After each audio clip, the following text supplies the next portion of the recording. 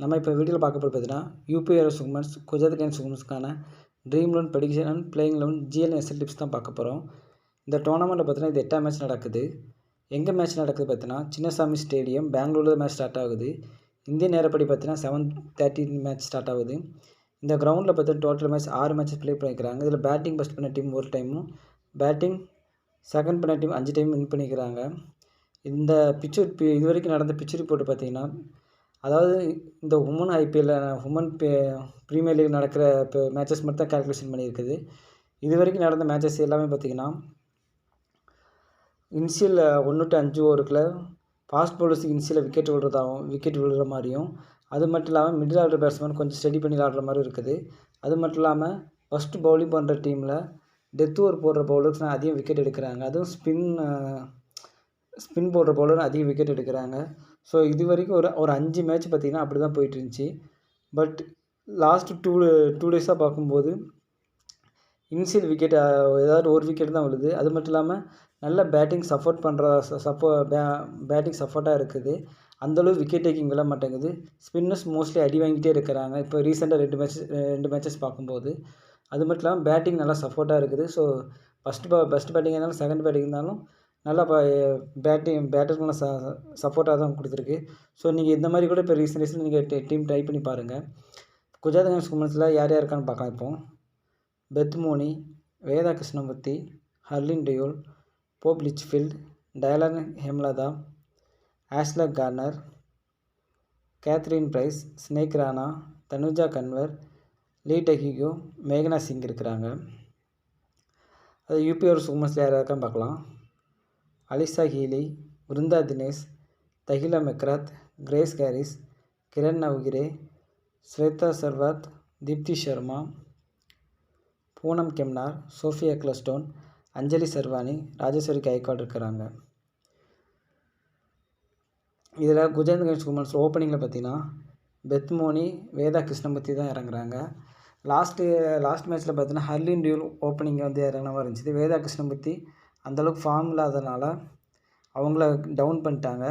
Last மேட்ச்சில் Harleen dual வந்திருந்தாங்க. So அவங்க தான் இந்த டைம் ஓப்பனிங் இறங்க அதிகம் வாய்ப்பு இருக்குது. இல்லைனா போப் லிச்ஃபீல்டு இவங்க வர வாய்ப்பு இருக்குது. இவங்க 2 பேரில் யாராவது ஓப்பனிங் பண்ண அதிக வாய்ப்பு இருக்குது. இதில் பெத் மோனி பார்த்திங்கன்னா லாஸ்ட் 2 மேட்சாக ஃப்ளாப்பாக இருக்கிறாங்க.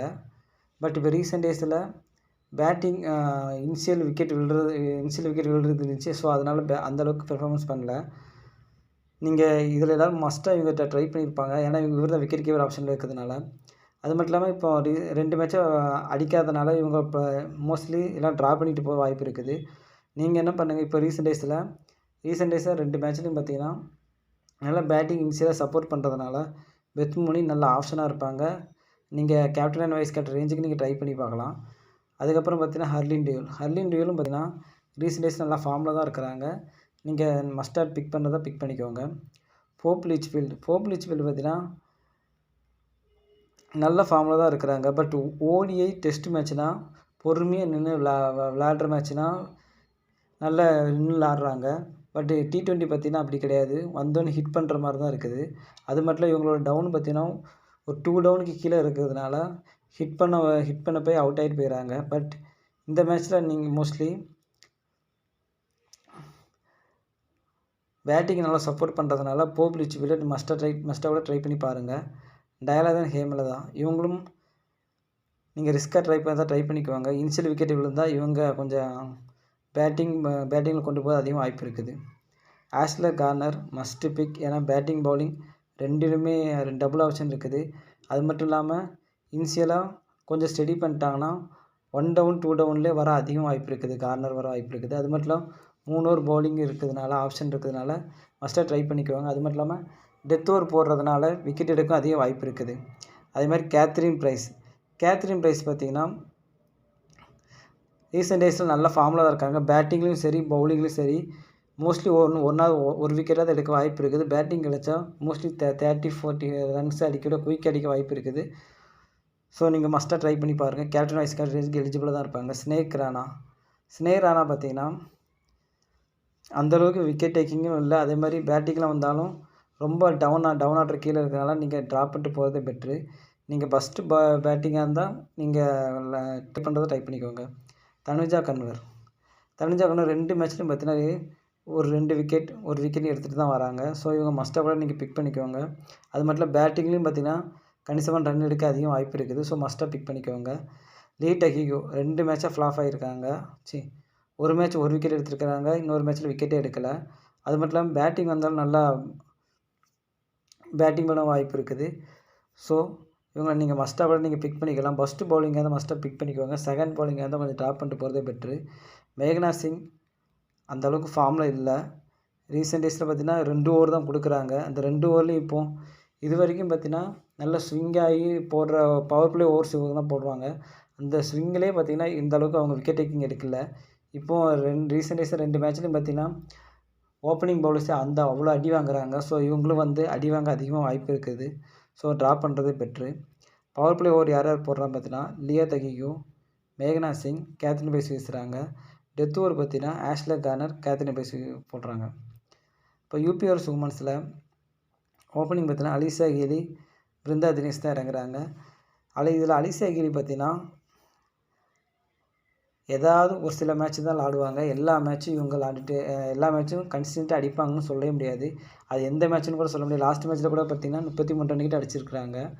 இப்போவும் கொஞ்சம் பேட்டிங் சப்போர்ட் இருக்கிறதுனால ரன்ஸ் அடிக்க வாய்ப்பு இருக்குது. ஸோ ரன்ஸ் அடிக்காமல் போகிறது கூட வாய்ப்பு இருக்குது. ஸோ நீங்கள் வந்து மஸ்ட்டாக நீங்கள் விக்கெட் கீப்பர் ஆப்ஷன் ஆல்ரெடி பெத்முனின்னு ஒருத்தர் இருக்கிறாங்க. ஸோ அவங்கள தான் மோஸ்ட்லி பிக் பண்ணியிருப்பாங்க. அலிசா ஹீலியை மோஸ்ட்லி ட்ராப் பண்ணியிருப்பாங்க. சப்போஸ் நீங்கள் ஜிஎல் பிக் பண்ணுறதா அலிசா ஹீலியை மஸ்ட்டாக பிக் பண்ணிக்கோங்க.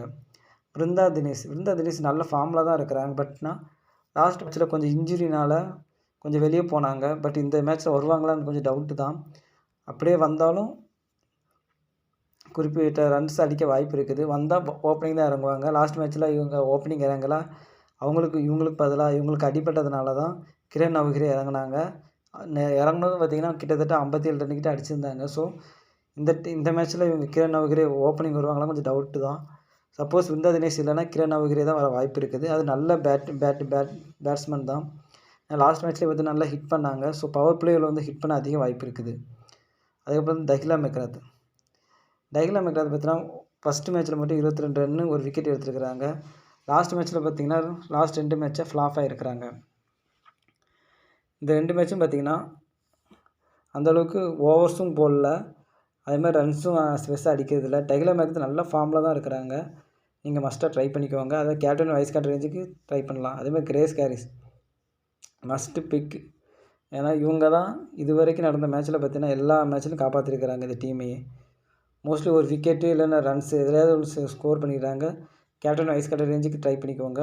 மஸ்ட்டு பிக்கு. கிரண் நவகிரி நீங்கள் அதாவது ஓப்பனிங் பேட்ஸ்மேனாக இறங்குறா இருந்தால் மஸ்ட்டாக ட்ரை பண்ணிக்கோங்க. மிடில் ஆர்டர் பேட்ஸ்மேனாக இருந்தால் கொஞ்சம் டாப் பண்ணிட்டு போகிறதே பெட்ரு. அவுட் ஆகாது இருக்குது. அதுமாதிரி ஸ்வேதா செக்ரவார்ட் இவங்க பார்த்தீங்கன்னா லாஸ்ட் நடந்த 2 மேட்ச்லேயும் நல்ல ஃபார்மில் நல்ல பெர்ஃபார்மன்ஸ் பண்ணியிருக்கிறாங்க. அது மட்டும் இல்லாமல் 3வது மேட்ச்சில் இவங்களுக்கு பேட்டிங் ஆர்டர் கிடைக்கல. ஸோ அதனால் எதுவுமே பண்ணல. ஆனால் லாஸ்ட் 2 மேட்ச் பார்த்திங்கன்னா நல்ல ஃபார்மில் தான் இருக்கிறாங்க. இனிஷியல் விக்கெட் விழுந்ததுனால இவங்க கொஞ்சம் ஸ்டெடி பண்ணி விளாடுற மாதிரி இருந்துச்சு. பட் குயிக்காக விளாட்றதுனாலும் குயிக்காக நல்லா விளாடுவாங்க. நீங்கள் ஜிஎலுக்கான ட்ரை பண்ணி பார்த்துக்கோங்க. இல்லை எஸ்எலுக்கு கூட மஸ்ட்டாக நீங்கள் பிக் பண்ணுறதை பிக் பண்ணிக்கோங்க. Deepti Sharma batting bowling double option இருக்குது. எதுலையாவது ஒரு பெர்ஃபார்மன்ஸ் பண்ணிடுவாங்க. அது மட்டும் இல்லாமல் நம்ம ட்ரீம் 11 பாயிண்ட்ஸ் கொண்டு வந்துடுவாங்க. ஸோ மஸ்ட்டாக பிக் பண்ணிக்கோங்க. நீங்கள் ரிஸ்க்காக ட்ரை பண்ணால் ட்ரை பண்ணிக்கோங்க கேப்டன் அண்ட் வைஸ் கேப்டன் ரேஞ்சுக்கு. அதுக்கப்புறம் பூனம் கெம்னார் பார்த்திங்கன்னா அந்தளவுக்கு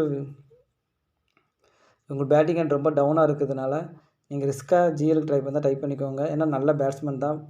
கொஞ்சம் டவுன் ஆடுற அதிகமாக அவரோட டவுன் ரொம்ப அதிகமாக கீழே இருக்கிறதுனால இவங்க வந்து பேட்டிங்கில் வந்து பெர்ஃபார்மன்ஸ் பண்ண அதிகம் வாய்ப்பு இல்லை. சப்போஸ் இவங்களுக்கு பேட்டிங் ஆர்டர் கிடச்சிச்சின்னு நல்லா இவங்க ஹிட் பண்ண அதிகம் வாய்ப்பு இருக்குது.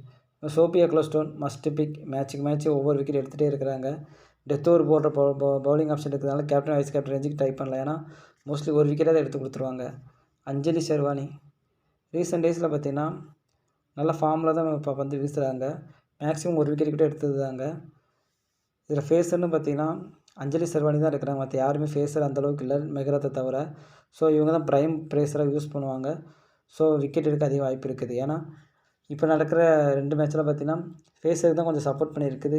ஸ்பின்னர்ஸ் ரொம்ப அடி வாங்குறாங்க. ஸோ அஞ்சலி ஷெர்வானி கொஞ்சம் மஸ்ட்டாக நீங்கள் பிக் பண்ணி பாருங்கள். ராஜேஸ்வரி கைக்வாட் நல்லா தான் பெர்ஃபார்மன்ஸ் பண்ணிகிட்ருக்கிறாங்க. ஸோ நீங்கள் ஜிஎல் எஸ்எல்லுக்கு எல்லோரும் மஸ்ட்டாக பிக் பண்ணிப்பாங்க. ஜிஎலுக்கு நீங்கள் ட்ரை பண்ணா நீங்கள் கொஞ்சம் ட்ராப் பண்ணிட்டு போகிறதே பெட்ரு. ஸ்டார்டிங் ஓவர் பார்த்தீங்கன்னா Tahlia McGrath, Anjali Sarvani, Grace Harris வீசுகிறாங்க. டெத் ஓவர் பார்த்தீங்கன்னா தீப்தி சர்மா, சோஃபியா எக்லஸ்டோன் வீசுகிறாங்க. இது வரைக்கும் எல்லோரும் பிக் பண்ணியிருக்கிறது பார்த்தீங்கன்னா சேஃப் கேப்டன் வைஸ் கேப்டன் ரேஞ்சில் Grace Harris, Ashleigh Gardner, Tahlia மேக்ரத்தை பிக் பண்ணியிருக்காங்க. இந்த 4 பேருமே ஆல்ரவுண்ட் ஆப்ஷன் இருக்காங்க. அது மட்டும் இல்லாமல் பேட்டிங் பவுலிங் டபுள் ஆப்ஷன் இருக்கிறதுனால எல்லோரும் கேப்டன் வைஸ் கேப்டன் பிக் பண்ணியிருக்காங்க.